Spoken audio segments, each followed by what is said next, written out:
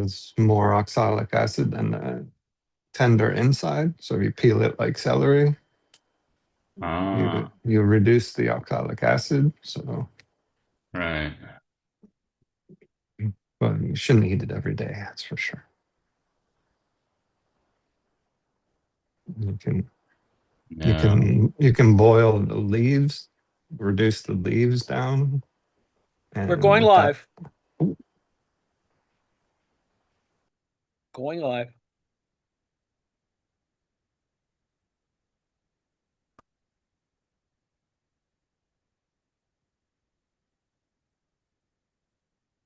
Welcome, welcome, welcome. It's we're now in a kind of strange area in terms of our Wednesday office hour. I like to think that it actually is proceeding apace in kind of order. In other words, we were looking at a variety of ways in which we could think about the sign, the idea of an. I mean, ultimately, what I'd been working on for many decades now, and off and on, is a political economy of signs. But it's not so much about the idea that you can build a political economy of signs. There's the work by Baudrillard suggests that, but I don't think it really ever got to, the real nitty gritty of it, as they say, the implications that it has for um, uh, political economy and empirical analysis. So that's kind of where we are with this. So today, we're not going to get to the end. It is a moderately long reading. I'm going to probably try to do a shorter version of it or a more intelligible version for it because I have to do the Sunday anti-capitalist meetup over at Daily Post. So I'll probably maybe crank it down to a little bit more simple matters. The way I have it drafted now is Pope Leo has issued an encyclical, I guess, on the problems of new form property. I mean, it's not written sort of that way, but it talks about the problems of uh, intangible capital ultimately. But I mean, the Pope is not a Marxist by any means, but actually the way he's laid this out is perfect for those Catholics, more specifically, who actually do allow the sort of looking at, in terms of liberation theology, the idea that you need to have a way in which you talk about class and uh, exploitation and the poor and income differentials and all that sort of stuff. Um, and the divergence, obviously, between wealth and income, and all of those things are things that are necessary in terms of thinking about that. So I'm going to sort of simplify it on Sunday, and I don't do. They're not supposed to be that long anyway. But when I start out more theoretical stuff, people get whatever sleepy. So let me just start right off by saying welcome. Uh, Today, we're going to not necessarily develop a theory of quantum political economy, but what I'm going to do is I'm going to talk very briefly about this one article. It's a good article. I mean, I don't think it's earth shaking or anything, but it does the kind of grunt work that's necessary in academia, and that is a literature review. I mean, it's a literature review comments on ultimately, but the front end of it is that guy who writes the the literature review has looked at 500 plus articles. I don't think he read them all, God forbid, but it is looking at the problem of quantum quantum economics, and it's a very new literature.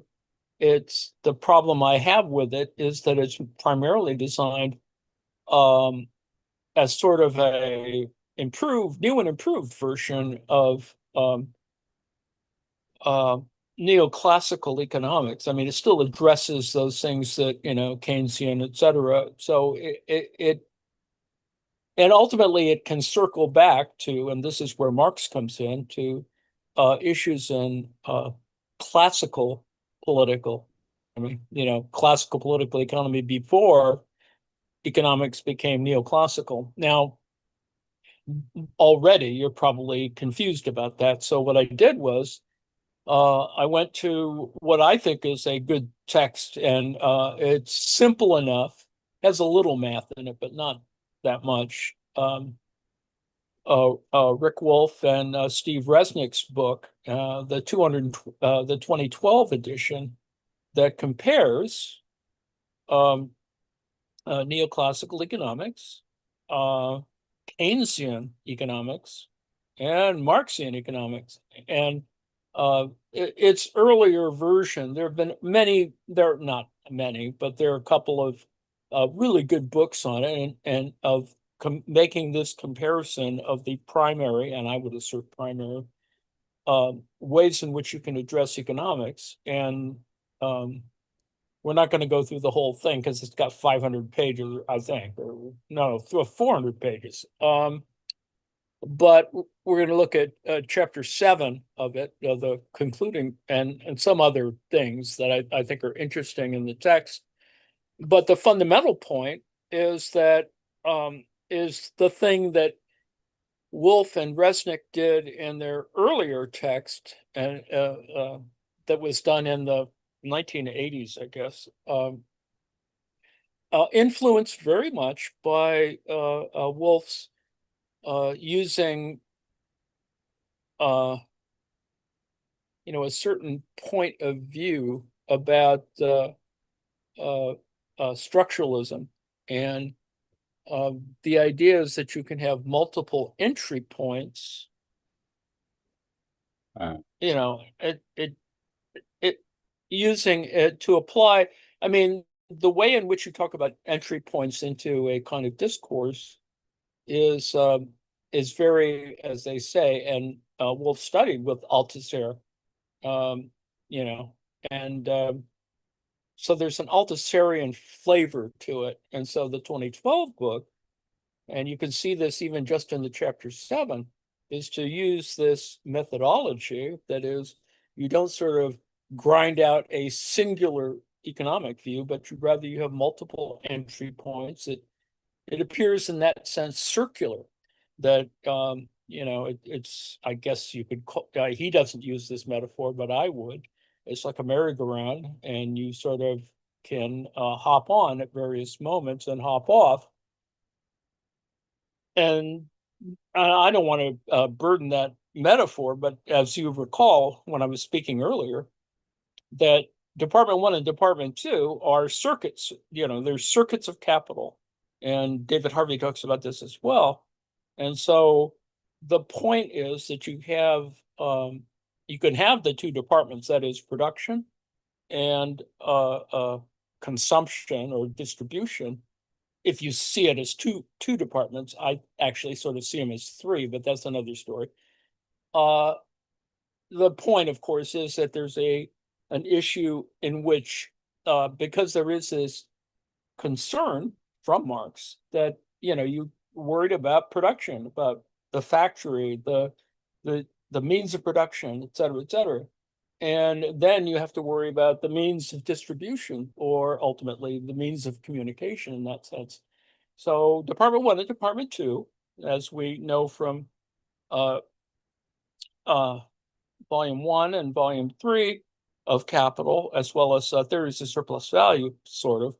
And the point of all of that, arm waving and whatever, is to also identify the limitations, of course, of the process. Marx has all this writing, but the ultimate only Volume 1 gets really published. during his lifetime, and so there's a lot of unfinished business, but it's also open to entry points, which is, I think, the real issue of Marxism, is to be able to go, okay, and it's not a pluralistic view by any means. I think there are some key points that need to be resolved, and I think in this final chapter of the Resnick Wolf book, they address those specific issues. That is, there's and we'll get to this in the reading. There's limitations, obviously, to the neoclassical model that suggests that the economy works fine from a certain point of view, and you can introduce certain ways in which you can address key problems in modeling an economy. The problem is that neoclassical economics excludes or assumes to be exogenous, to use a fancy word, certain things that you actually are there, and that they're largely more cultural or social in that sense. But so the economy works perfectly well if you ignore all that other stuff, and it is ignoring it. I mean, ultimately, and that's kind of the knock that is made on it, and that's where Keynesianism comes in to address certain real problems that address the crises that occur, and they're numerous, and that Marx obviously appreciates as well, the idea of crisis, et cetera, et cetera. But more specifically, some real theoretical problems. And that's why Keynes is very important, because he identifies some key issues, about liquidity and savings and interest rates and a bunch of other stuff. And Keynes is very smart about that, to be able to identify that within the context of capitalist crisis, that is the Great Depression. I mean, there's a whole business about that, the liquidity trap and a bunch of other things that are really important for what Wolf and Resnick say is a kind of structural adjustment, as it were, to the neoclassical model. Now, note, of course, we've used these two terms, neoclassical and Keynesian, and they're not wholly separate. Essentially, Keynesianism is a much more structurally refined neoclassicism. And, as we've looked at with Anwar Sheikh and a bunch, some new interpretation, whatever, in Marxism, the point is to reaffirm, and it's a philosophical issue, but one that is actually allows you to address all the same things, that is neoclassicism and Keynesianism, by going back and showing how Marx fits in, and he does. I don't. That's not so controversial, Marx, Smith, Ricardo, etc. But all that, Marx is still vital as a component of that, and we know that, as I've mentioned before, that by the time we get to Cambridge, the Cambridge stuff, Sraffa, etc., Cambridge Capital, the Cambridge Capital controversy, all of those are classical arguments. They're not neoclassical arguments. Neoclassical stuff comes, and if you read the Wolf Resnick text, you'll see that neoclassicism, because it goes into using marginal elements, the marginal utility models, and a bunch of other things that really are developed at the same time as Marx. Marx just never either knew of or didn't read that kind of material. Now that would be, something else to be able to, find a new document, Grundrisse +2 or whatever, that showed that Marx actually looked at Jevons and Marshall and a bunch of other, or I don't know if Marshall was alive then, but they're looking at marginal approaches to figuring out the Department 1, Department 2 problem. I mean, Department 1 and Department 2 are the clear problems. I mean, stuff gets made, and this stuff gets distributed, and you want to be able to meet people's, needs, etc. And that's why I put in chapter 7 of Wolf, Resnick, because they sort of bring together the analysis, which they've spent a couple hundred pages on, and try to identify some of these issues. And it's I still think it's an accessible text. I think very useful as a foundational thing. And so it's not super technical in that sense. And I think if you read it, you'll be able to see, well, there's, the difference between, if you winnow it down to three ideas, that is neoclassical, Keynesian, and Marxism, you can see why they do exist simultaneously on the one hand. On the other hand, there's stuff that doesn't get fully addressed. Now, where does a quantum economy sort of fit into that? And without going into a long deal, there is that quantum economics would use, on the one hand, more advanced, quote unquote, mathematics, um, but it's a different point of view. And that's why we were doing last week, I was talking about Maxwell's demon and et cetera. It begins to take the econophysics model, that is, and this is the same for Marx, this idea that, science is somewhere there. And the model, it's a mechanics model, that is uh, uh, a physics discussion of mechanics. And there are laws of that are made more problematic, as we looked last week on when we think about gas laws and thermodynamics and stuff like that, because you begin to figure out, well, does the economy simply operate like a physical science? That it's just sort of, that's what nature does. And so therefore our economic models must, cohere and be like physics. Now we know, of course, go really far afield, that mechanics still operates, thermodynamic laws still operate, and all that other stuff. But what comes up, layered on top of that, or integrated with it, is a quantum approach to mechanics, ultimately, and quantum physics that relativity theories and all that other stuff, is just another level of looking at physical science. And it's not as, it's just that thermodynamic laws sort of operate, and because it's heat laws and a bunch of other stuff, energy and heat. That's not so controversial. Where it gets controversial is Einstein and gravity. You get really difficult stuff. And that's where quantum approaches, that is, the issues of quantum physics, and applying it in the econophysics model to economies is sort of there. And there's a couple of folks, some of them are mathematicians, not so much economists, have applied this model, and it's very new.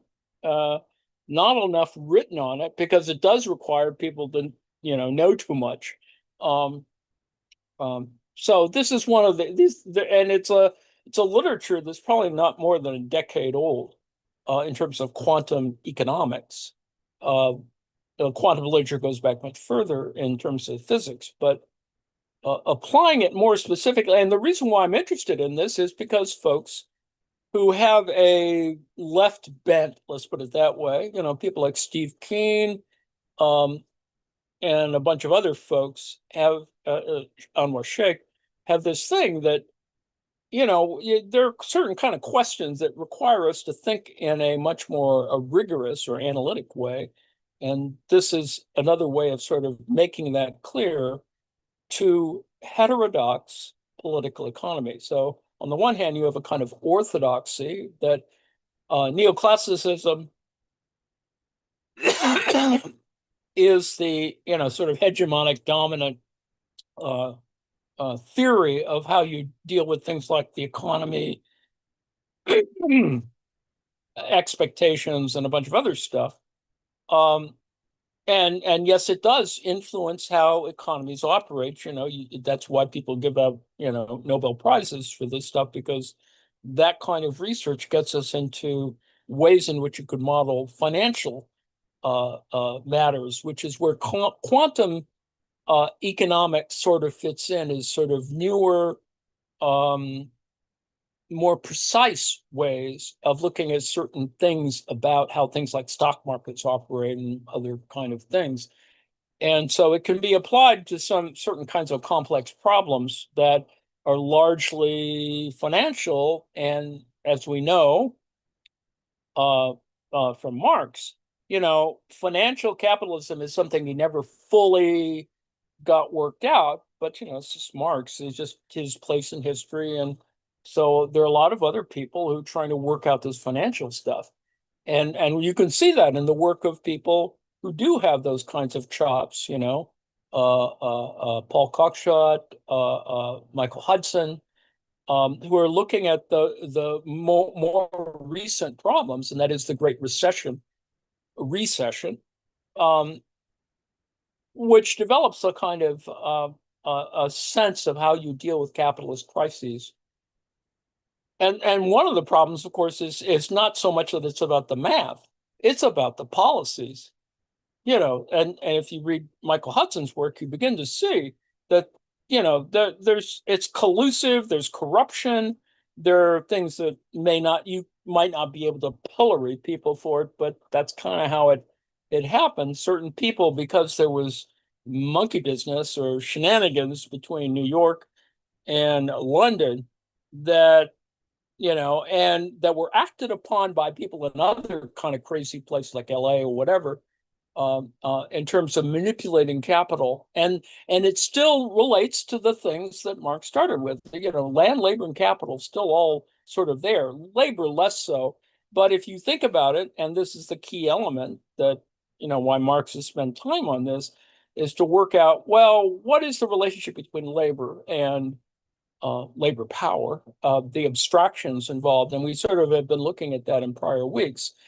So they're not left behind when you talk about quantum physics or whatever, because there has to be something, there is some result in nature that these, it comes back to it as precise a model you may have. And from a quantum economics point of view, it still ultimately affects people's lives. And that's sort of the point of using Wolf and Resnick, is to say, okay, you can make neoclassical economics the dominant, model for at least Anglo-American economics, and then worry about all the other socialism, the PRC, all that other stuff. And you could have those arguments and comments about whether the markets do not operate like Hayekian folks say they do. They're not. We should just let it all go and let it do what it's going to do without much regulation or guidance. And this deals with other more political issues, the minimal state, libertarianism, all that sort of jazz. We're not going to talk about that, but we will talk about this one technical issue that is new, that some people, and in the particular article I'm using, tries to model it to go all the way back to the beginning, is from an econophysics point of view. That is, that because of the math, it's more ideal to use a quantum approach to classical economics. And that's the research questions that this one article deals with. And I've added a little extra research question there that starts with 3, and I think it should add a 4th.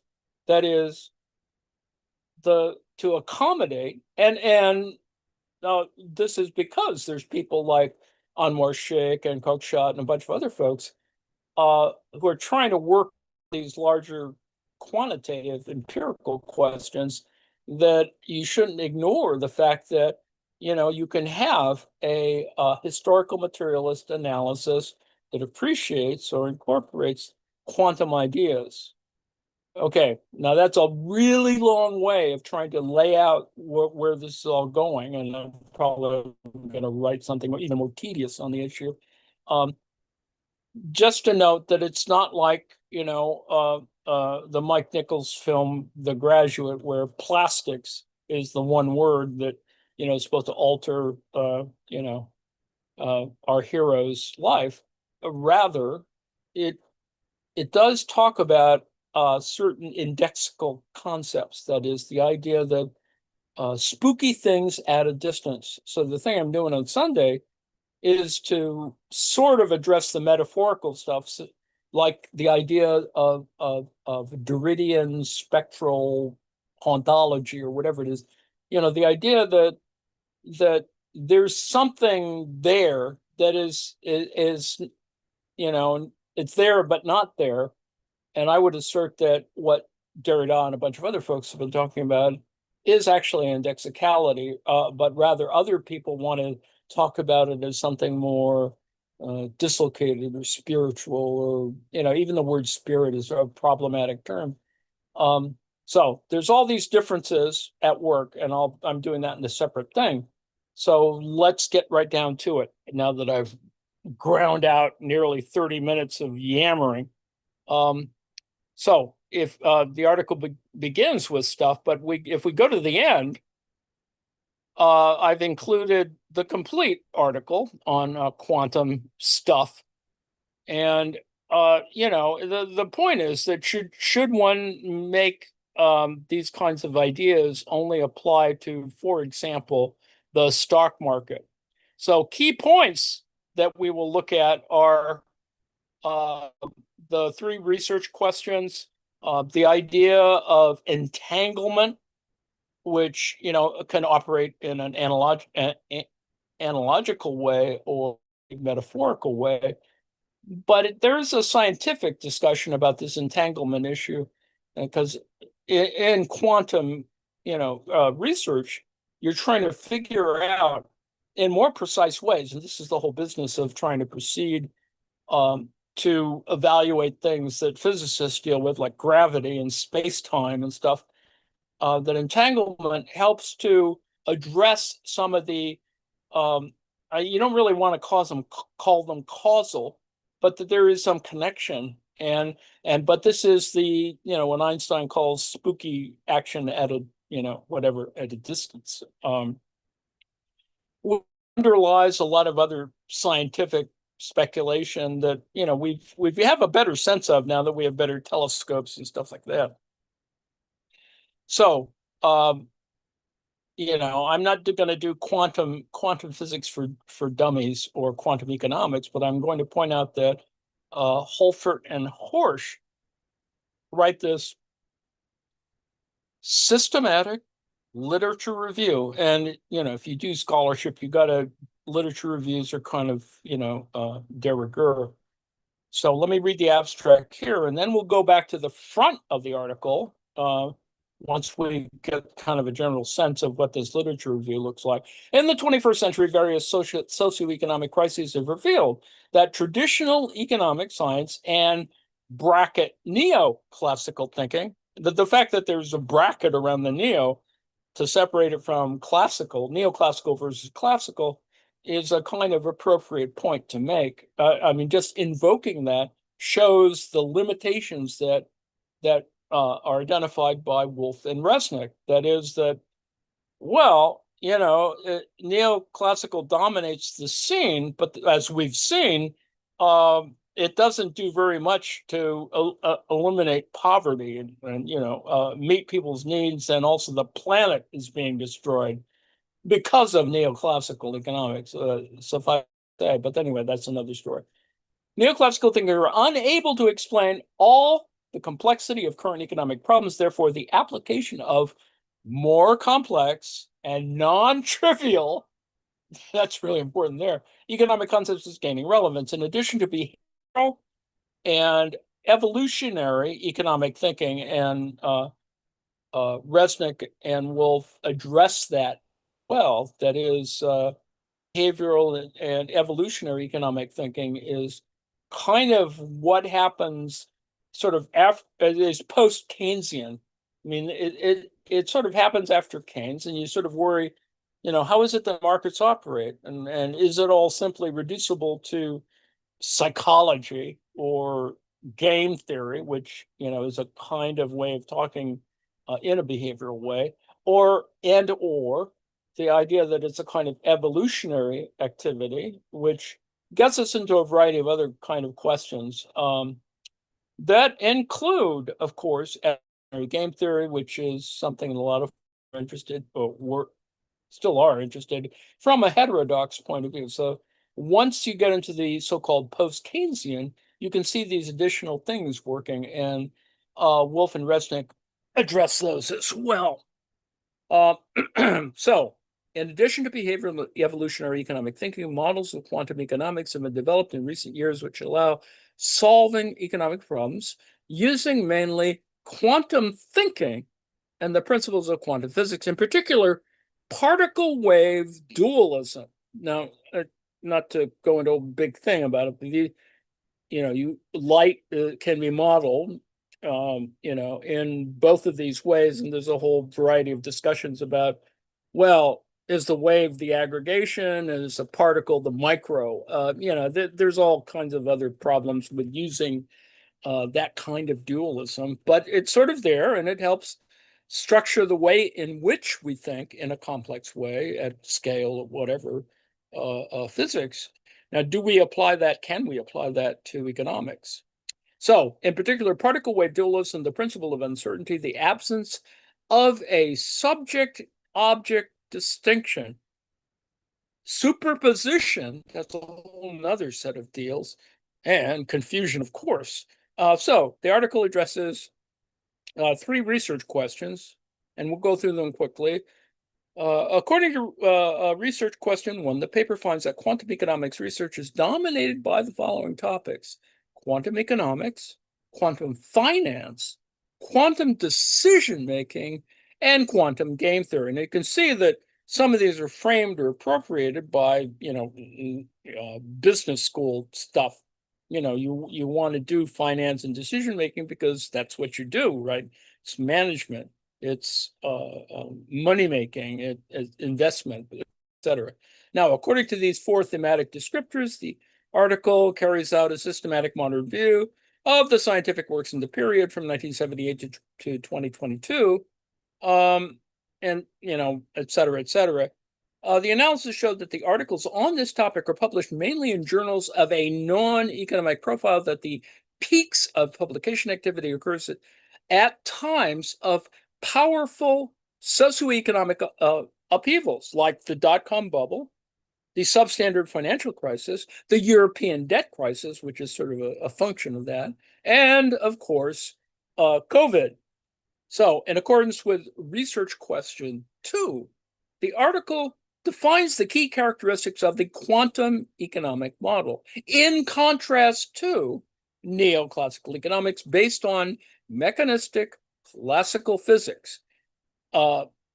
Is rational and deterministic with the help of the invisible hand of the market. It leads to a stable equilibrium. So one of the fundamental critiques that Wolf and Resnick are making is, there's no effing invisible hand. I mean, you can assume there's an invisible hand like some people do, but it doesn't quite do that.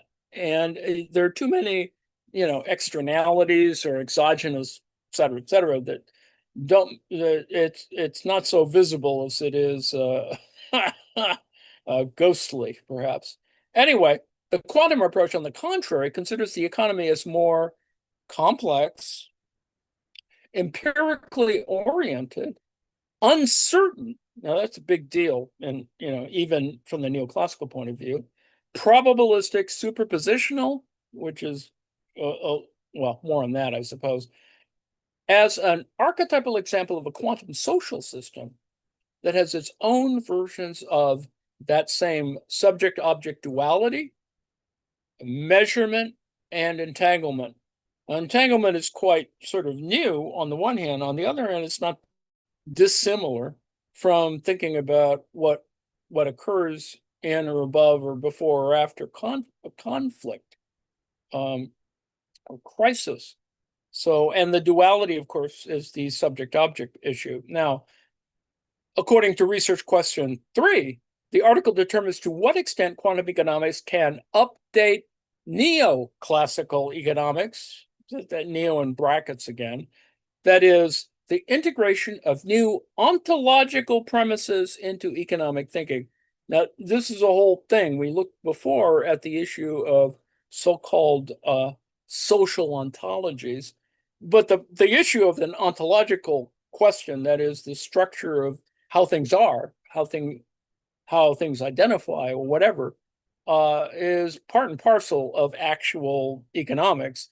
It's just that most economic thinkers try to ignore that for a variety of difficult reasons. Anyway, more experimental and practical approach, connection between the concept of, and this is where this is sort of the key to dealing with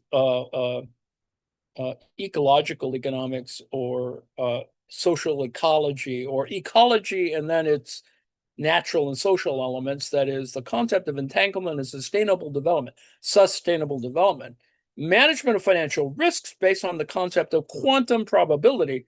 Now you can see, as we were looking at before with Charles Sanders Peirce, he was talking about insurance. I mean, he does a lecture in 19 whatever it is at the beginning of the 20th century on uses insurance as a kind of model in his lectures at Harvard.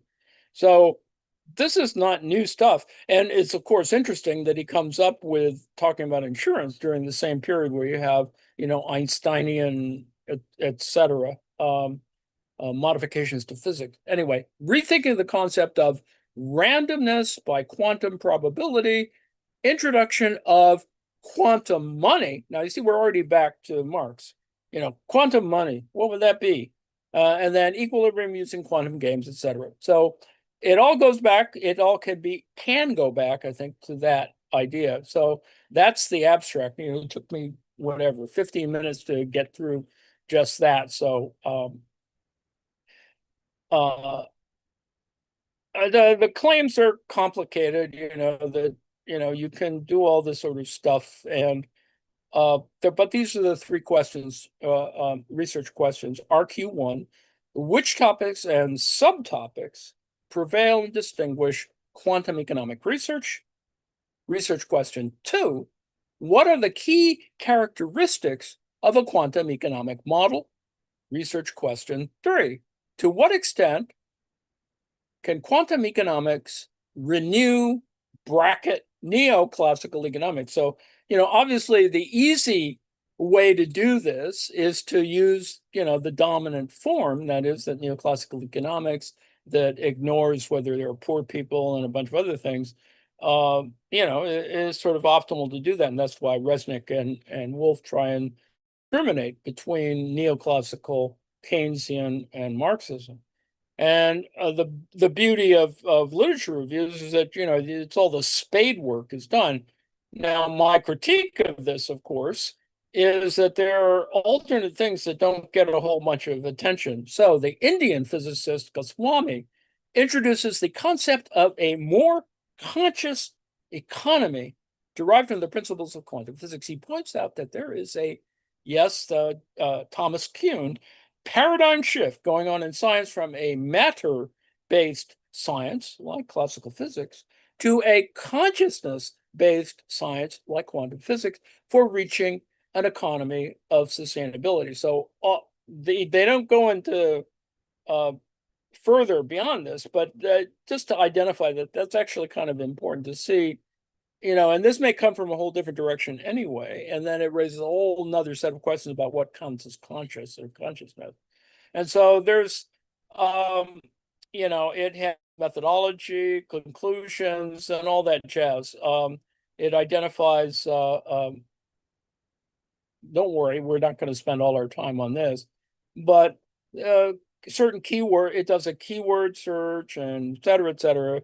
And, the problem is, of course, they've restricted their own analysis to using Google Scholar, which is, if you've used Google Scholar, doesn't always answer the questions properly for all kinds of reasons, that they haven't fully monetized the AI conversion of how you use Google Scholar, and that it is Google Scholar, in fact, is problematic in and of itself.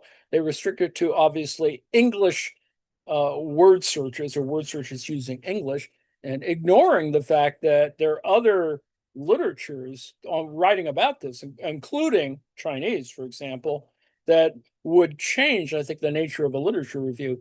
Because, with all due respect, there are some really interesting things, some of which have been translated into English, that's being done in the PRC that addresses some of these specific issues about information economies and other kinds of stuff addressing capital, mainly because it's obviously driven by a different sort of hegemonic purpose. That is, if you read Chinese stuff that's translated into English, you'll note that there's always this sort of political sop that you have to make a kind of wave your arms about, sort of marks at certain points, which, sort of patronizing or whatever, egregious, but it's there. And, and so this literature review doesn't quite address that. So all those things are there. It's a reasonable little article. I mean, in terms of addressing these three fundamental research questions.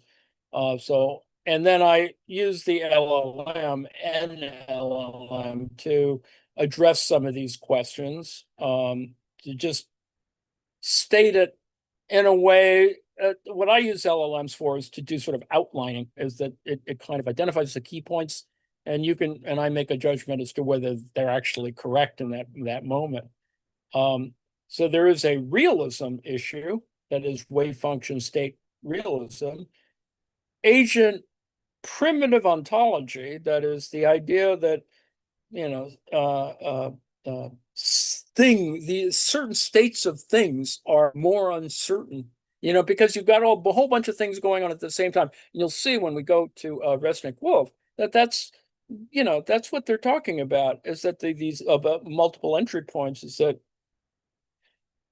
it's not all at once. It's like several things can occur at the same time, and that they all get integrated in a little, just much like superposed choice, etc. Event transaction ontology, economic relative sequences of discrete events.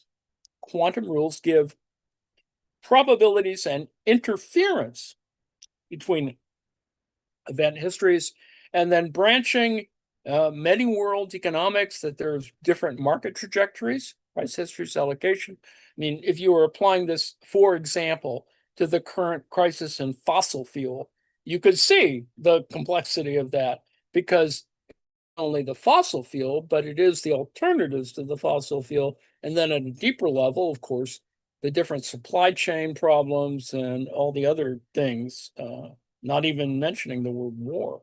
And anyway, so yes, there's some key things, and that's what the LLM comes up with. And this is from the represents, that 500 article thing. Now, if you're trying to do this in graphs or diagrams, as you know, I have a penchant for it.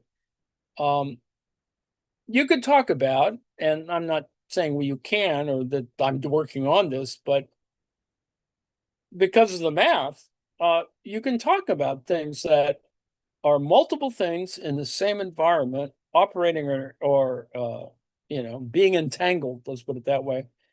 And how can you adjust some of these things? For example, ecological policy or sustainability issues.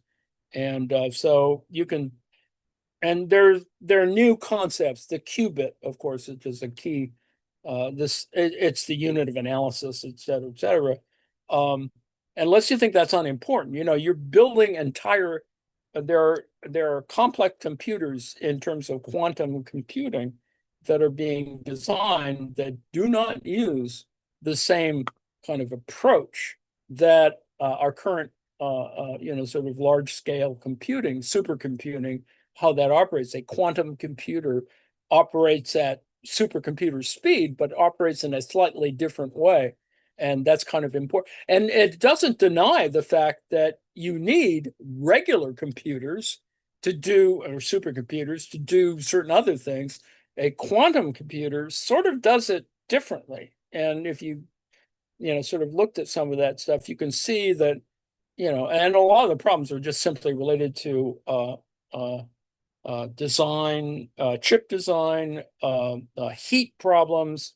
And this is just the tip of the iceberg.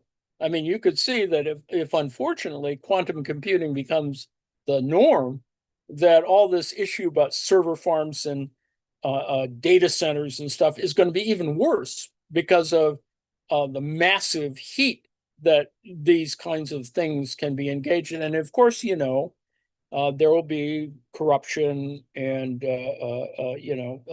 cyber capital at work, for example. So the underlying point, as I try to point out here in this last little paragraph, Dan Usher in 1980 begins a survey by noting there were different purposes of measurement. And these include the needs of the investment function, where investment is a function of the existing capital stock. Number two, the consumption function. This is microecon sort of, uses these terms, and they're not fully integrated from a neoclassical and Marxian. There's a very poor literature that tries to combine or unify, as it were, or find, sort of adumbrate the differences between neoclassical, Keynesian, and Marxist stuff. And so consumption functions, are there, where consumption depends on wealth. Now, the other way you can view that, of course, consumption also depends on poverty. So that's a whole nother, it's not sort of being addressed in the neoclassical context. And number three, production function, in which capital and labor are the inputs. So you see, it's all there. If you structurally look at an economy, and you can see there's capital, regardless of whether you think of capital from the Marxian or non-Marxian point of view, there's capital's there. Capital stock is there. The problem is, of course, about capital flow. And consumption functions, there's always, consumption is part of the demand problem that Marx doesn't fully address, which is argued by Marxists. How did Marx doesn't fully address it, doesn't fully accommodate it, doesn't deal with it in terms of thinking about surplus value, blah, blah, blah, blah. And production function, which is, it's actually where everything sort of at least overlaps in the three things that we've been looking at. So I use that as a way of getting to the front end of what we're going to talk about. So Keynesian economics is part of the neoclassical synthesis, served as the standard macroeconomic model, that is macroeconomic, large-scale, economies in the developed nations during the later part of the Great Depression, World War II, and the post-war economic expansion. And this is the golden age of capital. Some people have described it in 1945 to 1973. And yes, 73 is an important moment, and we can get an argument about that. But that's why we're looking at Debord's work in economic history. So this is from Resnick and Wolff. This is table 7.1, theories of value. So in Marxian theory, there is, value stuff, and the logic, which is the important element of Resnick-Wolff, is the idea that it kind of moves back and forth. It goes in both directions. That is, prices and incomes are much more fully integrated in that sense. Whereas in neoclassical theories of value, that wants as is utility, and scarcity, that is technology, and of course endowments, which is the fundamental sort of, it's the way in which we talk about wealth in that context, the logic moves in one direction. And in Keynesianism, which asserted, or at least Wolff and Resnick will assert, is a more structural version of the neoclassicism. I mean, it's meant to fix the problems of the neoclassical. Ultimately, that's how it's used, and that's why there's this huge parallel literature that is the dominant kind of reasonable, intelligent literature, whereas the neoclassical literature is sort of still there and more mathematized or whatever. So Keynesian social structures, mass psychology, social conventions and institutions, and this is where the difference between Keynesianism and neoclassical is that it's not purely, theoretical, looking at the elements of technology and endowments, but actually trying to figure out what's going on in terms of things like consumption or savings or whatever. But it is, because it is built on neoclassical, that it moves in one direction in terms of prices and incomes. Now, the underlying question, and is to, and they're summarizing all the stuff that they did in the hundreds of other pages before this, is marginal rate of substitution, and other stuff that are part of the neoclassical, the standard neoclassical model, which is taught in most American business schools, and that it is a directional logic in the sense that it's it's obsessed with returns to capitalists. Now, no differently is the FCP, that is the fundamental class process, which is what Marx and is talking about, and what Resnick and Wolf are developing, or it is this idea that returns to capitalists have other consequences, like poor people, etc. Keynesianism deals with social structures and, of course, the marginal productivity, the marginal product of the capital resource, and, of course, the marginal product of labor. Note that they're not quite the same thing, and Keynesianism does give this to us, and that it is similar but much more different in the sense of applying different methodologies. That's the neoclassical, but this is the way in which you see that Marxism, it has a certain different point of view, this multiple entry point stuff. So anyway,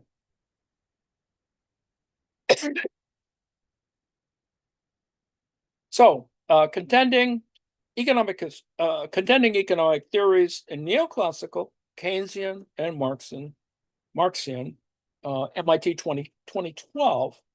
And this is from the introduction, this first paragraph, and then we'll go to chapter 7, 5, then 7. The many years of deepening hostilities between advocates of more and less government economic intervention led us to write an altogether new chapter 6. See, they'd produced an earlier version of this, but now you can see that they're dealing with a kind of historical material problem. That is, things get worse, particularly because of 2008, the Great Recession. There we identify and discuss two interrelated kinds of oscillations. Oscillations, big deal. Oscillation is another way to talk about the circular entry point thing, and another way to characterize the kind of amplitude issues. You can refer to it as business cycle, but the idea of a business cycle is very problematic for all kinds of reasons. So oscillation probably is a better way to talk about it, that occur in society. Number one, movements among the social predominance of one versus another economic theories. Certainly that's the contest. And number two, movements among alternative forms of capitalist economies themselves. And we've seen attempts to do that. I mean, the things that led to the kind of eco-fascism of the 1970s and 80s are proposing, whether it's built on eugenics or some other kind of thing, alternative forms of capitalist economy. And, if you could get beyond that, perhaps we would be a little better off. Now, we show that capitalism always varies as shifting forms display more or less free markets, more or less private property. Recall that I began this yakking with the Pope. More or less personal freedom. So all of those things are in play. Now, we also show why these kinds of forms of capitalism are different. And this is the point of their doing the book, forms of capitalism are different from socialism and communism. Aside from the pejorative and wackiness, that we see in current American politics, there's just name calling doesn't really quite work in this context. Now, will provide a new view of the major economic changes and conflicts across the 20th century and why they matter to those already shaping the 21st century. Similarly, we show that economic theory always varies and is always contested, hence my amusement with the quantum. It too oscillates from one to another approach and then back again. Neoclassical gives way to Keynesian economics, and the latter, Keynesian economics, to the neoclassical dominance again. And this was a whole series of waves. I mean, the point is that you can have neoclassical, utility, blah, blah, blah. Then Keynesianism to talk about, other kinds of more structural problems, liquidity, et cetera. And then back to neoclassical dominance with discussions of expectations, rational expectations, etc. Among other things, of course. Sometimes Marxism appears as the other in this movement between different theories. Now you can see that some things like Keynesianism were meant to try and fix the capitalist problems that led to the Great Depression, and that you can see in this, there's Soviet literature that it's not very big, but there's Soviet literature that discusses Keynesianism during the time, during the Depression, to try and figure out, why is that important? Is it essential? Can we come to another, conclusion? But, then there was Stalin. So anyway, up to page 253. And, they've done a whole bunch of stuff up to this point, but I'm lacking at least one or two paragraphs that sort of encapsulates or crystallizes some elements that have already been discussed. A different but related criticism questions the neoclassical notion of exogenous, that is, things that are outside, preferences of individuals. Our preferences for goods and services, leisure versus labor, and present versus future incomes are not given, but always vary in response to social change, including, of course, economic processes. Thus, these critics say, neoclassical theory errs, makes a mistake, in explaining market prices and other economic outcomes as based on essentially caused by given preferences. This is the endowments issue. This is the thing which I normally say is, the problem with libertarian is a question of endowments or preferences. Is that, everyone should be free, except that don't touch my stuff. This is because preferences are not given. They are shaped by the entire social context in which they arise as materialism, and that context includes economic events and changes. Hence, market prices, incomes, and savings for future consumption are not merely effects of our preferences. This whole preference modeling is problematic, but it's very neoclassical. But likewise, and simultaneously causes of them. This is the point that Resnick and Wolf are making, that some things are causes, but some things are also effects, that it kind of goes circular in that sense. In mathematical terms, prices and incomes must be variables included in the individual utility functions discussed in Chapter 2. Fortunately, we're not doing that. In addition, as psychology teaches, we're only conscious of a few of all the social and natural factors affecting our choices, hence psychiatry. Our preferences for friends and lovers are partly functions of our unconscious, as are our preferences for economic objects, hence the whole, it's not a mistake that, public relations, advertising, becomes much more rigorous,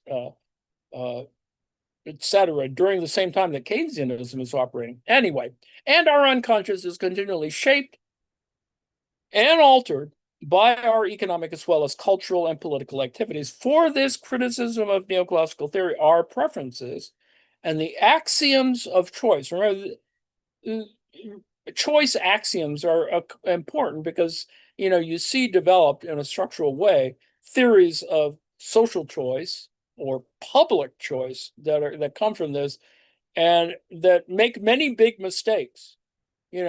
Treating race, for example, or gender is problematic from that in that particular context. But anyway, axiom choice, from which that theory derives these preferences, cannot be essential, and the critique of essentialism is really important and underlies Wolf and Resnick. Essentialist causes are deterministic in that sense. So an essentialist argument in the current context would be that biology is destiny.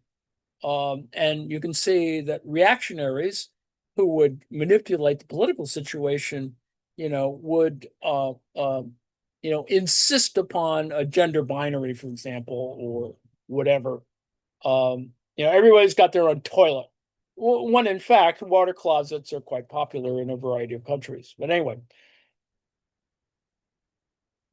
they cannot be essential ultimate causes of economic phenomena, since they're caused and changed by those same phenomena that they seek to explain.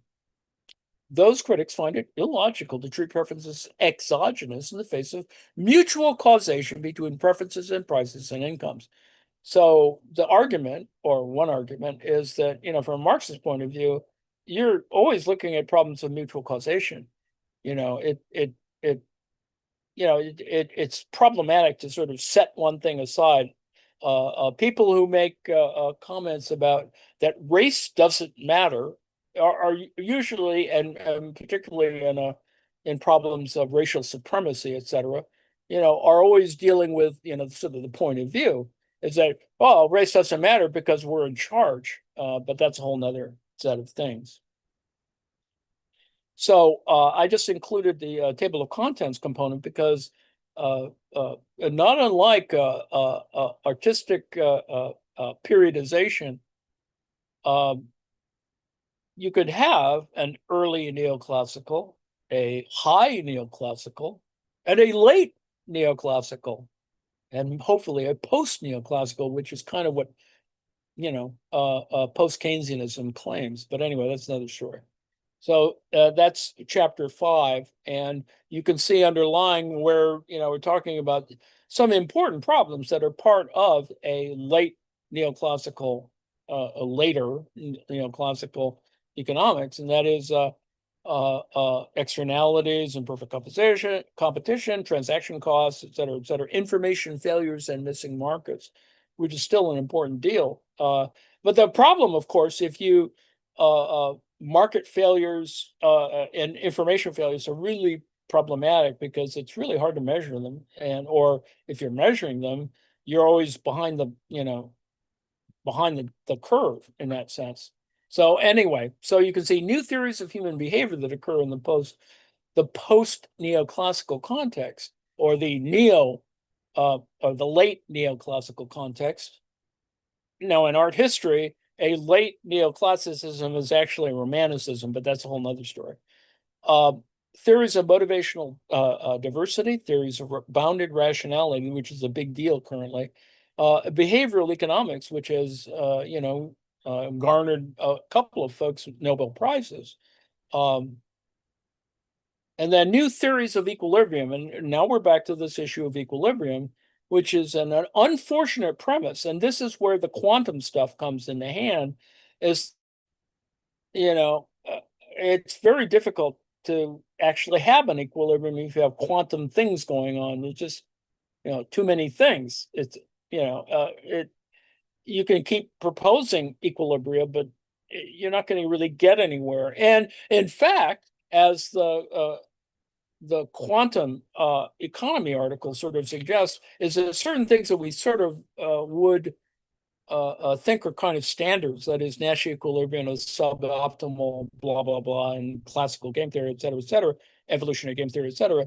All of those things are on the one hand, one set of ideas, but they become more problematized with assuming certain quantum approaches, because that, on the one hand, expands the field or analysis, and disrupts it in some ways, but it's not chaotic. It just merely is just a whole nother set, a different level of, order, entropic order, if you will, there. So anyway, now maybe I'll skip this. There's a comment here about contracts, theories of contracts. So the new approach distinguishes between two kinds of information problems, those that emanate from hidden information. This is the problem of adverse selection, and those that flow from hidden action. That is the problem of moral hazard, which has been brought up in numerous ways and more recently. And yes, this is kind of where kind of current debates occur about contracting issues and commodities and moral hazard. Now, the point of the moral hazard, of course, is on the one hand to state that people will undertake more risky behavior because they have insurance, just a simple example. But is that always the case? Some people do it because it's a hedge, that you get insurance because, bad stuff could happen. And it doesn't necessarily cause you to do more risky things. But of course, we know if you watch enough, crime shows on television that people, attempt to monkey with that particular idea. So we consider each in turn. For example, when insurance companies cannot discriminate between high risk and low risk groups, that is, relevant information is hidden from them, they are forced to raise insurance rates across the board. That's the current problem with health insurance, for example. And as is currently going now, this has the undesirable effect, which is now the current problem of our November election, of driving low-risk groups out of the market. They can't afford the too high premiums, leaving the insurance companies with only high-risk groups, for some of whom the premiums may even be too low. Jeff Bezos, probably. This is why the problem facing the firm is called one of adverse selection. And then the problem of moral hazard and contracts, et cetera, et cetera, et cetera. This is, the implication, of course, here is that there are other issues that distinguish the difference between neoclassical, Keynesian, and Marxian approaches. And I put it in here, of course, because quantum approaches describe or deal with things that are seen as more properly information. This is the same analogy, going back to our Maxwell demon kind of thing, is that people model information as though they operated like certain elements of the thermodynamics and particle sort of theories, and it can be incredibly problematic. So anyway, I'll skip ahead. You can read this for yourself. Let me see if I can get to. There is a conclusion to chapter 5. I didn't include all of chapter 5. Since the 1970s, the neoclassical tradition has undergone an interesting transformation, responding to its internal and external critics and ongoing cross-disciplinary interpenetration.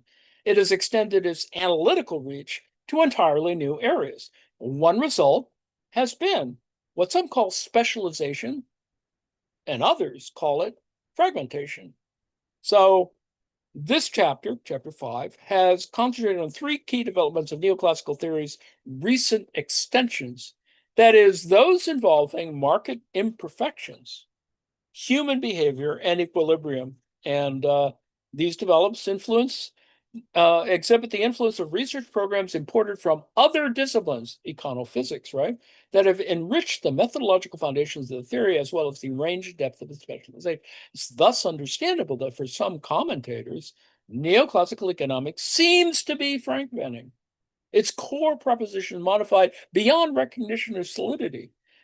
Yet our investigations and surveys, this is, Resnick and Wolf, suggest otherwise. We find that the deeper and common tendency among late neoclassical economic research programs has been to retain neoclassical theory's traditional humanist entry point and its overriding.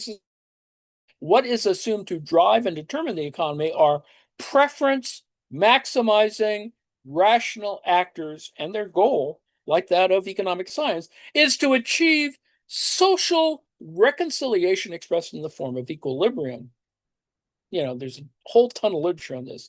The theory's new specializations deployed its entry point to new areas of studies well beyond the tradition's earlier domains of economic research. New neoclassical interpretations of all kinds of societal institutions were produced using the concepts of, there's a whole middle literature, this Williamson, for example, transaction costs, bounded rationality, still a big deal for many economists, and information asymmetries with Nash equilibrium, evolutionary stability, and so forth. Late neoclassical economics began to concern itself with and offer analyses of the entirety of society. What some saw as economic colonizing other disciplines, we we've taken note that some of these developments, such as those in behavioral economics and evolutionary game theory, and we talked about that a while back, have undermined, if not openly challenged, the traditional neoclassical entry point. We would not be very surprised if eventually a real break within neoclassical theory occurs and a new, different entry point is adopted by a significant subset of the then no longer neoclassical economists. You could even argue that at one level, although it might be simply a post-Keynesian argument, is that modern monetary theory kind of does that. But anyway, after all, such breaks do occur in any theory and across all disciplines. The book's subject matter, this is why I pulled this out of chapter 5, is the contested set of differences within economics among neoclassical Keynesian and Marxian theories constructed on and by means of their alternative entry points. See, the entry point is there throughout the text. Those differences rose out of breaks in the history of economics as a discipline. However, this chapter's examination of various leading neoclassical development over recent decades suggests to us only a slightly modified neoclassical entry point. That theory, its initial organizing ideas and logic, remains true to its tradition. That is why we use the term neoclassical theory to title this chapter, in embracing all sorts of interesting contingencies from market imperfections to different human behaviors to game theoretic concepts of equilibrium, like John Romer. Neoclassical economists have made the traditional neoclassical project more versatile, as well as responding to changing social and intellectual conditions. So in this sense, neoclassical economics is hardly dead, as some Marxist, Keynesian, and even some game theorists and other like-minded critics have suggested. This is sort of a slight comment on certain Marxists who do evolutionary game theory. But anyway, indeed, criticisms have helped. It sort of legitimates at a certain level neoclassical economics. So there's a whole nother thing. And I mentioned before, and I haven't done a thing on it, but experimental economics, there's a whole subfield of experimental economics that kind of does some of this. So anyway, what I included here, and we'll read a little bit of this and then I'll stop because I'm obviously running against time again, is the final section, 7.4 and beyond. Which theory do we choose? This is the closing chapter of the text of Resnick and Wolff. 7.4.1, choosing theories because of their consequences. Point 2, choosing theories based on an absolute standard. Number 3, empiricism.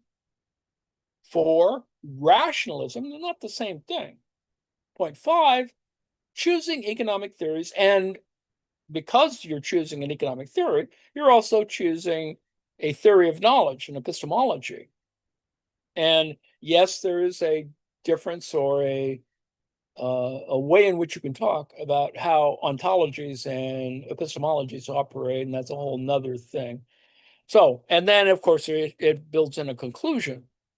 So, going to page 348, comparing Marx's classical and Keynesian economic theories' respective entry points, see entry points again, it is clear that they differ sharply in how each begins to build its distinctive understanding or knowledge. As the earlier chapters on each theory showed, different points of entry contribute to different explanations for economic relationships and events. People persuaded by neoclassical theory see and participate in social life differently from those persuaded by Marxian or Keynesian theory. Now, this is partly because their theories have different entry point concepts. Now, we could talk about this in terms of, bourgeoisie, the petty bourgeoisie, the professional managerial class, virtue hoarding, and a whole bunch of other things. But we're not going to do that here. But you can see how that can come about. It follows that individuals will act differently depending on which theory they use in thinking about the economic aspects of their lives and social surroundings. As with theories people use to understand other object of interest to them, that is love, nature, politics, etc., economic theories have conscious and unconscious effects on how people think and act. So to underscore the importance and power of entry points, we will provide several concrete examples later in this chapter. So it's not like they just sort of invoke entry points, but there's actually, a little empirical stuff that sort of goes on there, and you can sort of see why this is a good or a bad thing. And of course, it requires a lot of other kind of thinking. So once you start thinking about evolutionary game theory, then you have to start thinking about other things, and which can but don't necessarily deal with other concepts in other disciplines. Like, for example, and this I don't have a lot of stuff on this. Punctuated equilibrium. Gould's idea of punctuated equilibrium is certainly an important idea that sort of fits in this whole problem, and in some ways suggests why we have a quantum problem. But anyway, 7.1.2, different logics. Each of the three economic theories not only has distinctive entry point concepts, but they also connect those entry points to the other concepts within their theories in different ways. Each theory sentences link, and this idea of linkage is really important. Each theory's sentences link its entry points to other concepts to construct its propositions and arguments about how economies work and evolve. See, this gets back into a kind of semiotic problem, but anyway, just as important as the entry points in each theory is its way, its system of linking concepts to one another. And this is sort of this point, is that, if you're in a religion, the linkages are problematic for some, not so for others. This is the difference between, religions and cults in some ways, if there is a difference. So we refer to that linking system as and so this is the structural question, as the logic of the theory. Theories differ not only in their entry points, but also in their logics. Remember, at the beginning, I showed that little table that talks about corresponding logics. So neoclassical economic theory employs a logic known in philosophy as deduction. And unless you think that's unimportant, David Harvey's book, kind of addresses this kind of question in a different way from an economic geography point of view, but he does address induction, deduction kind of stuff. All concepts introduced after its entry point concepts are carefully deduced or derived from those entry points. For example, neoclassical economics connects its entry points of human preferences, technology, and resource endowments in a deductive way to such subsequent concepts as the supplies of and demands for all commodities and resources. In other words, supplies, demands, and prices are caused by, derived from these three things: preferences, resource endowments, and tech. Now, we could just, and this is the important conceptual point that shows there's a determining or an over-determining or undetermining kind of dynamic here. We could just as well read this last sentence in reverse. Then derived would be replaced by its opposite, reduced. In neoclassical theory, price is first reduced to its causes, that is supply and demand, the supply and demand curve, and then you get price. And then they are further reduced to what ultimately causes them, that is preferences and resource endowments and technology. So there's a kind of inversion that goes on in the standard, teaching of the 101 economics course, et cetera, or the junior level microeconomics course, whatever. These latter three aspects are dimensions of individual human natures of the final causes of everything else in an economy. So it matters, as Piketty is want to say, it's really about intergenerational resource endowments as well as preferences in technology. So that's kind of why he does what he does. They are the essential determinants of everything else. Everything else in an economy is logically reduced by neoclassical economic theory to being an effect determined by its entry points. The logical system of neoclassical economics, you're just hopping on that merry-go-round. Its deductive or reductive or deterministic way of thinking its concepts is an example of what philosophers call essentialism. So the gross version of essentialism is, or the crude, banal version is the idea of TERFs, that is radical trans exclusionary radical feminism is a kind of essentialist philosophy. Biology is destiny, and anybody who tries to screw with that is, evil or something. Psychotic. While Keynesian theory differs from neoclassical economic theory in its entry point concepts, it does not differ in its logic. Keynesian theory, too, is essentialist. Its propositions and arguments self-consciously show economic events and conditions, especially the periodical cycle or crises of capitalist economies, to be caused or determined essentially by the theory's entry points. So you can see how entry points operates in a bunch of different ways. It's not necessarily Marxist. Mass psychological propensities and conventions, institutions, and animal spirits, right? Now, this is not uncommon. Animal spirits is a big deal in, sort of Hayekian, Mises, kind of quasi-libertarian stuff. It is, people just do stuff because, they're whatever, they're driven to it by something. Now, to summarize, neoclassical economic theory privileges the individual as this is why it's libertarian in that sense, is the essential cause of everything else, an individualism, while Keynesian theory instead privileges social conventions and institutions as such an essential cause, a structuralism. So individualism versus structuralism. And you can see how that operates, right? Certain libertarians fit really well in neoclassical economic theory because, oh no, they're just all, atomized. These are individuals running around, they don't operate collectively, or if they do, it's just, at the level of the family unit or some other thing. That's oversimplifying, of course. Both theories divide the components of an economy into essential, this is why it's essentialist, essential causes or their effects. Now, the Marxian economic theory articulated in this book deploys, this is the point, why I put in, this chapter, deploys a different logic that is anti-essentialist, called overdetermination. This logic links each concept within the theory, including the entry point of class. Recall here that we have all this yammering. We haven't left class concepts as both cause and effect of every other concept within the theory. Now, this point is made against a lot of, as Rockhill would make it, against sort of over-theorizing of Western Marxism or post-structural Marxism, or anti or pro-orthodox or anti-imperialist stuff.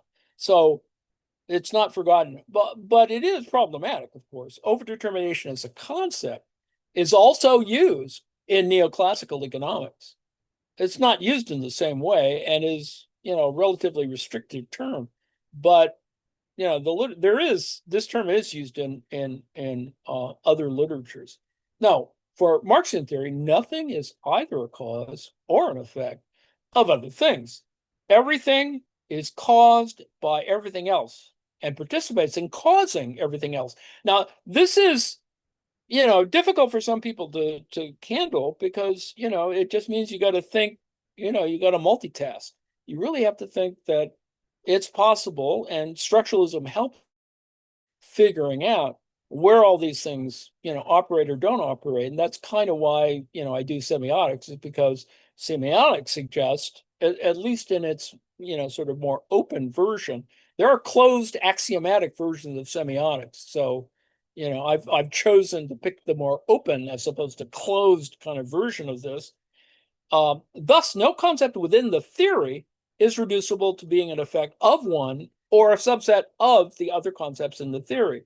No concept is the cause of another, since each concept is both caused, that is overdetermined, by all other concepts. There's just all these other things that work, and participates in causing or overdetermining each of them.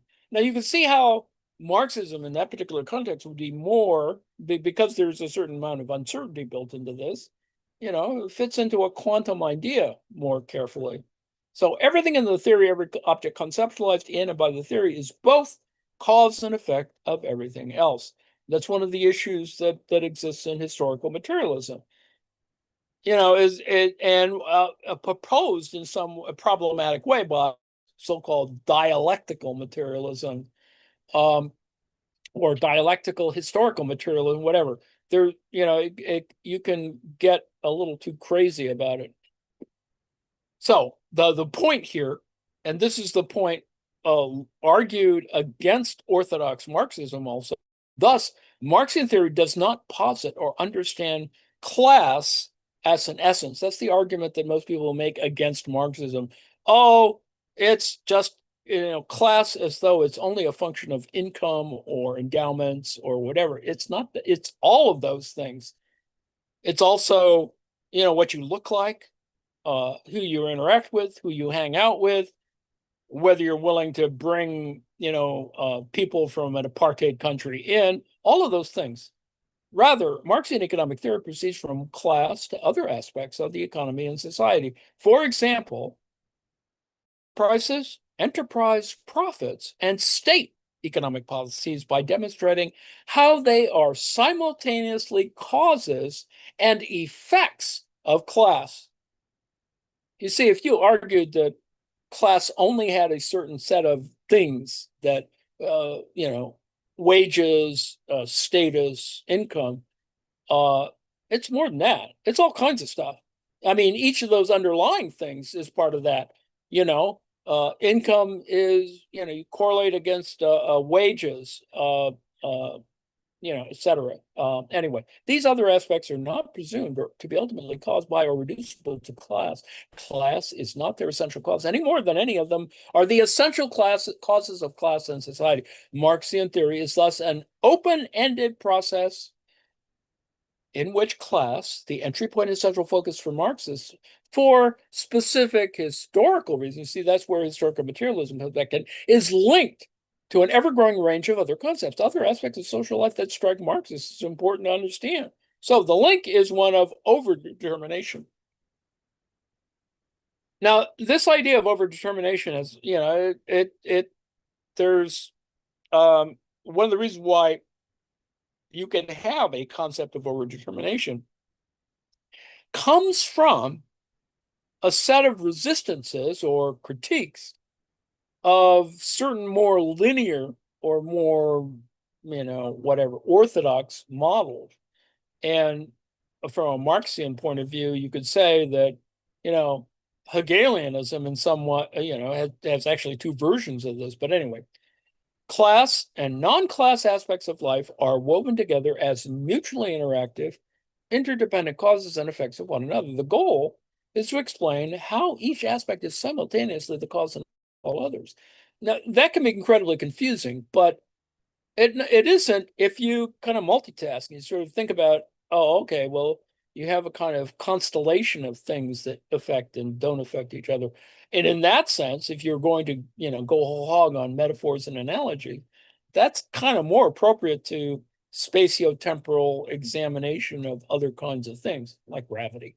So, of course, as with all theories, its proponents, Marxists, can and do disagree on their particular analyses of their overdetermination. Then, too, as noted earlier in the book, some Marxists operating within traditional Marxism, whatever that is, reject overdetermination and seek instead to construct deterministic arguments in which class does function as the essence that determines the other aspects of economy and society. This is a very primitive, but still an important and driving force for certain dialectical diamat theories of Orthodox Marxism. There are class boundaries. There are, whatever. The will is different. There are class enemies, whatever.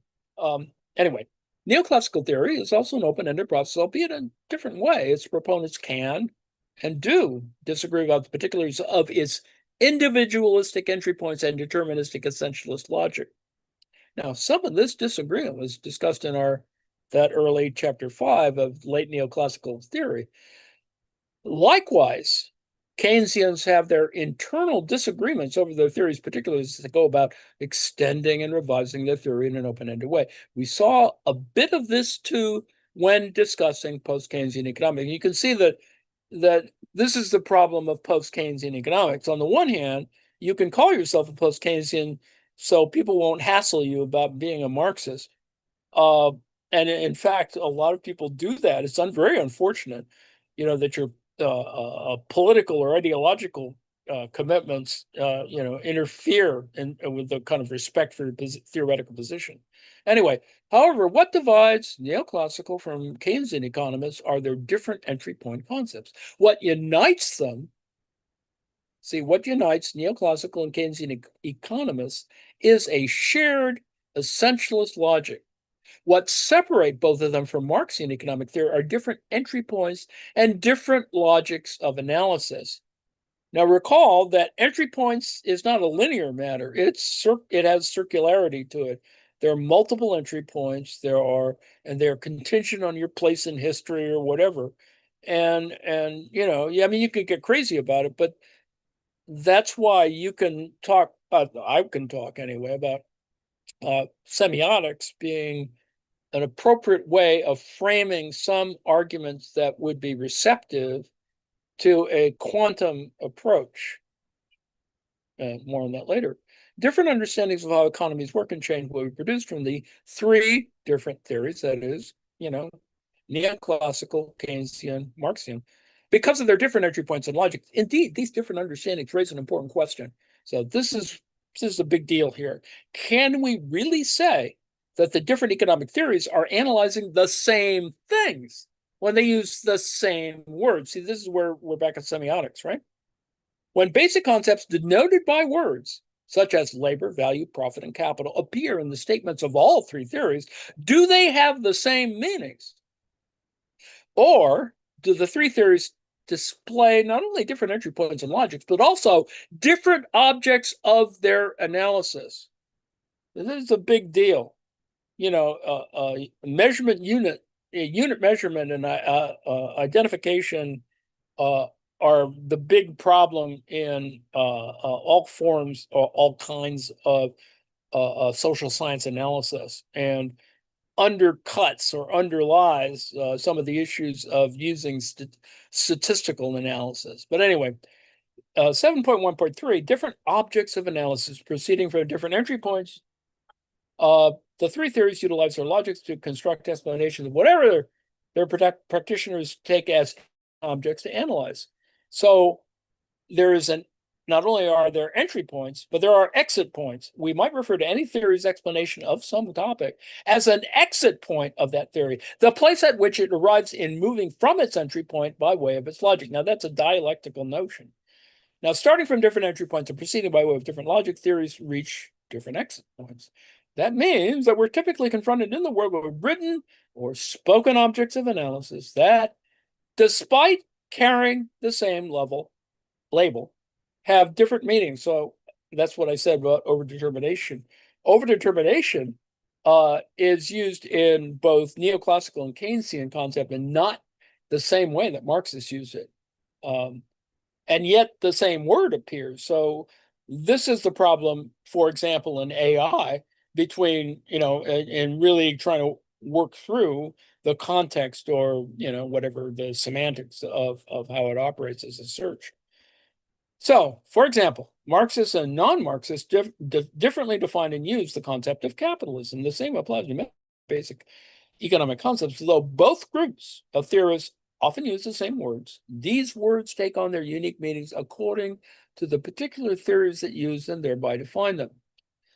This is the fundamental issue, as one would say, in a Ricardian or neo-Ricardian sort of theories. The concept of commodity gets a little screwed up in that context. Anyway, let me now that I've gone for over 90 minutes on this yammering,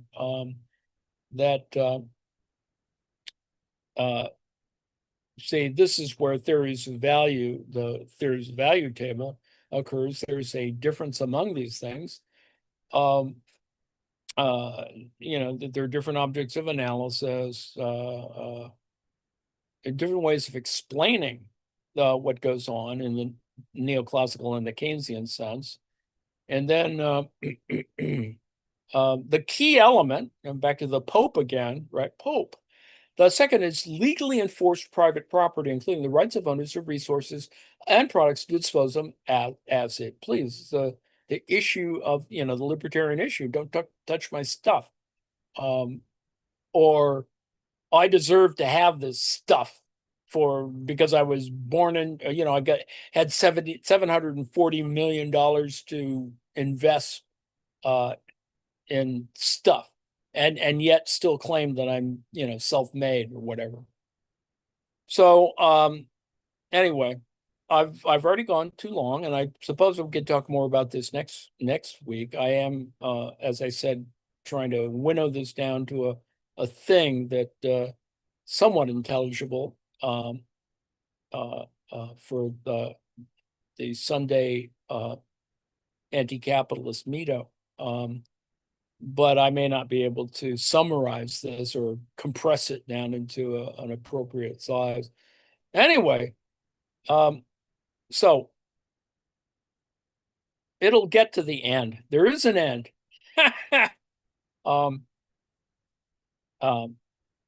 And they go through a thing. So we don't seek to frustrate you about the choices confronting anyone who takes seriously the workings of the mind. That alternative theories of truth, economics, and indeed everything else exist is a premise of the book. That you therefore confront choices among all of these alternatives is, we believe, a condition of life rather than like breathing or eating or whatever. In our view, there is no way of escaping the freedom of choice, even for people who pretend or believe that no choice exists. Making the choices you actually have available to you, periodically re-examining to open yourself to the possibility of making different choices. These are important, exciting, and invigorating parts of a full and self-conscious lifetime. Now, we wrote this book realizing or becoming conscious of the existing of choices among available economic theories. We also wrote it to stress the importance of the economic theory choices we all make, consciously or otherwise. They matter enormously in our personal lives as well as in our societies, whose direction and future depend upon those choices and their complex consequences. There is nothing admirable in pretending that these choices do not exist. We understand, et cetera, et cetera. So, if you become aware that your way of thinking involves a choice from among such alternatives, you will, we hope, want to learn more about those alternatives. You will, we hope, want to struggle honestly with past choices you have made to see if they remain the choices you want to make today. We aim our words, above all, at those of you who think of yourselves as responsible citizens determined to use your minds to the utmost. And it closes with theoretical choices are terrible things to waste. Yeah, I mean, this is a very, it seems a little trite, but the fact is, we talk about theory in that way, right? It exists behind something or exists above something. if you think in a kind of praxeological way, that is, the theory and practice only occur or only realized in acting or action, you're probably in a better point. So I put in a little paragraph here from a different article. Whether there is a comprehensive empirical post-Keynesian model can exist as a coherent whole rather than in isolated parts. So this is an article, a moderately old article on the post-Keynesian challenge to neoclassical economics, a complete quantitative macro model for the UK economy. Now, that's kind of important for a lot of folks. It is the way in which you assess the success of the post-war British state, because it if you pay attention to it, it really is as screwed up as for a variety of reasons, but some of them relate to this necessary view of certain things. Why the Brits held on to pound sterling as a currency as opposed to using the euro. And there's a whole bunch of reasons for doing it, but it's sort of interesting to see that moment included, of course, in Brexit, et cetera, that's kind of, there's some other issues at work there. So anyway, and as I said, I began this yakking around with an article by Holtford and Horsch talking about quantum economics, a systematic literature review. And of course, as I said, they tend to gear this as a, not necessarily a revisionist, but it's more reasonable because there's so much more stuff there to see it in a neoclassical context. But if we assume that even in neoclassical economics, there is a kind of underlying, not essential, but essentialist, but there's an underlying basis on which we think about how an economy, a political economy, operates, we can be open to a more quantum-related point of view. Not in every instance, I would assert, because there's some things that are mathematically more specific to quantum, a quantum analogy between economics and physics. But ultimately, they can serve what what Wolf and Resnick have been talking about. That it describes more completely the idea of an entry point, an exit point. There is obviously entanglement in such a metaphor, but it's not just simply conceptual in that point. It is a way in which, and the way in which, certain issues in economic research can be solved or dealt with, including the identification problem and a bunch of other things, which is a very key and unit of analysis stuff that is kind of the key to most social science analysis. So there's that. All right, so that's I've yacked at great length. I've included pretty much the complete element of this quantum article, which is really tremendously interesting, only because the word quantum is this a weird adjective. You can apply to all kinds of things and not really make any sense of it. But there is, I think, a quantum economics and built on those kinds of issues that needs to be worked through. Okay. Now, I finished yakking here. Let's see if there are any comments, questions, issues in the chat.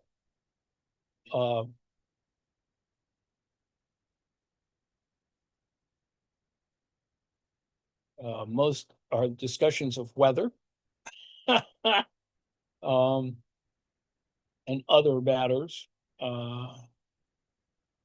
So, okay. Thank you very much. Now, I now will, damn it, shut off the live stream and then shut